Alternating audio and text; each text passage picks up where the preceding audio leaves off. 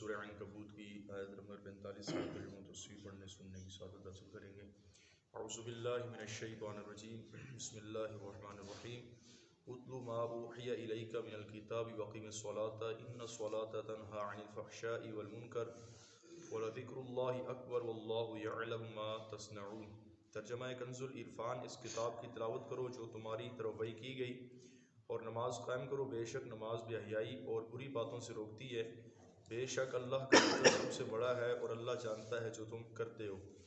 اس آیت مبارکہ کی ایک تفسیر یہ ہے کہ حبیب صلی اللہ علیہ وسلم آپ کی طرف جو قرآن کریم نازل کیا گیا اس کی تلاوت کرتے رہیں، کیونکہ اس کی تلاوت عبادت بھی ہے، اس میں لوگوں کے لیے واعظ و نصیحت بھی ہے، اور اس میں احکام، آداب اور اخلاق اور اچھائیوں کی تعلیم بھی ہے۔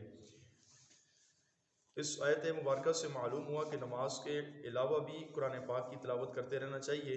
یاد رکھیے، نماز کے علاوہ قرآن کریم پڑھنا، یہ زبانی پڑھنے سے دیکھ کر پڑھنا افضل ہے، کیونکہ دیکھنے سے قرآن پاک کو دیکھنا بھی عبادت ہے، اور اس کا چھونا اور اس کا پڑھنا، یہ تمام کی تمام چیزیں عبادت ہیں۔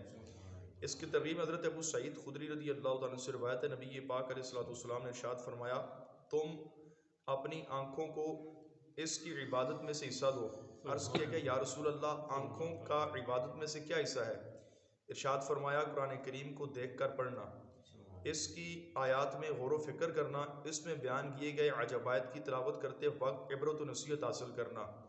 یعنی قرآن پاک کو دیکھ کر پڑھنا یہ آنکھوں کا جو ہے وہ حصہ ہے جو اللہ تعالیٰ نے مقرر کیا ہے۔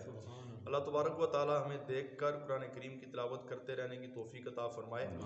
آگے فرمائے، واقم الصلاۃ، اور نماز قائم کرو۔ ارشاد فرمایا، حبیب آپ نماز قائم کرتے رہیں، بے شک نماز بے حیائی اور ان چیزوں سے روکتی ہے جو شرعی طور پر ممنوع ہیں۔ یاد رکھیں، یہاں نماز قائم کرتے رہنے کا حکم واضح طور پر نبی پاک کو دیا گیا، اور ضمناً طور پر یہ حکم آپ علیہ الصلوۃ والسلام کی ساری امت کے لیے ہے۔ آیت میں بیان ہوا کہ نماز بے حیائی اور بری باتوں سے روکتی ہے، لہذا جو شخص نماز کا پابند ہوتا ہے، اس سے اچھی طرح ادا کرتا ہے، اس کا نتیجہ یہ ہوتا ہے کہ ایک نہ ایک دن وہ نماز اس کو ضرور برائیوں سے روکتی ہے، اور ضرور ان کاموں سے روک دیتی ہے جن کے اندر انسان مبتلا ہوتا ہے۔ نبی پاک علیہ الصلوۃ والسلام کے ساتھ ایک شخص نماز پڑھ رہا تھا جو کہ بہت سے کبیرہ گناہ کا ارتکاب کرتا تھا۔ آقا کریم علیہ الصلوۃ والسلام کی بارگاہ میں اس کی شکایت کی گئی، تو آپ علیہ الصلوۃ والسلام نے ارشاد فرمایا، اس کی نماز کسی دن اسے ان باتوں سے ضرور روکے گی۔ چنانچہ کچھ ہی عرصے کے بعد اس نے توبہ کر لی اور اپنے سابقہ گناہوں سے باز آ گیا اور اپنے حال پر واپس لوٹ آیا۔ اس طرح نبی پاک علیہ الصلوۃ والسلام کی بارگاہ میں حاضر ہو کر ایک شخص نے عرض کی کہ فلاں رات میں نماز پڑھتا ہے اور صبح ہوتی ہے تو چوری کرتا ہے۔ ارشاد فرمایا، ان قریب نماز چوری وغیرہ سے روک لے گی۔ ہمارے معاشرے میں بہت سے ایسے لوگ بھی ہیں جو نماز پڑھنے کے باوجود گناہوں سے باز نہیں آتے اور بری عادتوں سے نہیں روکتے۔ اس کی وجہ یہ ہے کہ وہ لوگ اچھی طرح نماز جو ہے، جس طرح نماز پڑھنے کا حق ہے اس طرح نماز ادا نہیں کرتے۔ مثلا نماز کے ارکان و شرائط، اس کے حقوق کے ساتھ صحیح طریقے سے نماز ادا نہیں کر پاتے۔ اس طرح خشوع و خضوع کی کیفیت بھی ان کے اندر نظر نہیں آتی۔ اس وجہ سے بعض اوقات نماز کو صحیح ادا نہ کرنے کی وجہ سے جو ہے کئی سال ہمارے گزر جاتے ہیں، ہم نماز بھی پڑھ رہے ہوتے ہیں، اس کے باوجود گناہوں کے اندر مبتلا ہوتے ہیں، کیونکہ ہم نماز صحیح طریقے سے ادا نہیں کر پا رہے ہوتے۔ بعض اوقات تلفظات کی غلطیاں ہوتی ہیں، بعض اوقات دیگر غلطیاں ہوتی ہیں جن کی وجہ سے ہماری نماز جو وہ کما حق ہم ادا نہیں کر پاتے۔